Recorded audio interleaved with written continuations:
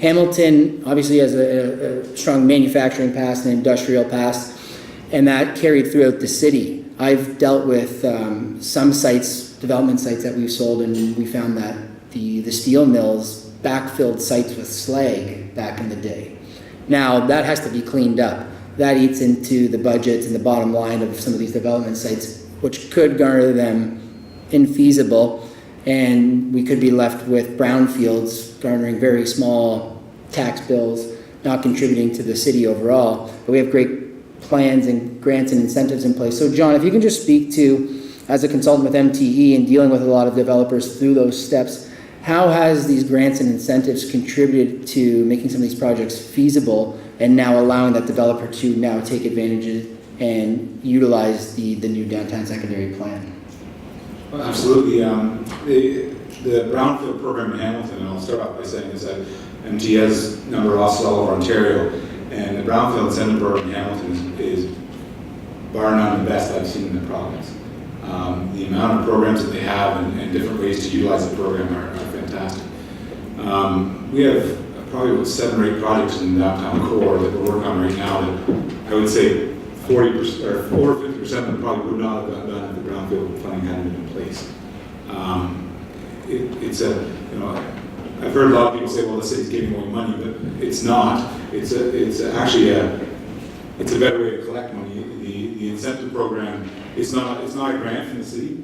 All it is it's a sort of an investment to say, you know what, that property wasn't going to give us a good tax roll for the next 50 years. So if we take the next 5 to 10 years and keep the tax roll low so that they can pay for that remediation or help clean up the property, then 10 years from now we're going to get full tax bill on that as opposed to waiting 50 years and getting no tax on it or limited tax. So it's a great program that's really not money out of the city's pocket. It's just a deferment of tax until that property is fully functional. But it's an amazing program that can really give a project life that might not have had life before. Yeah. Especially when you get into Hamilton has got a long history of industrialization, and it's as you said, the Westinghouse building is one of our buildings as well. Now it's not going through the Brownfield program, but the infrastructure in that building is just phenomenal. It's fantastic.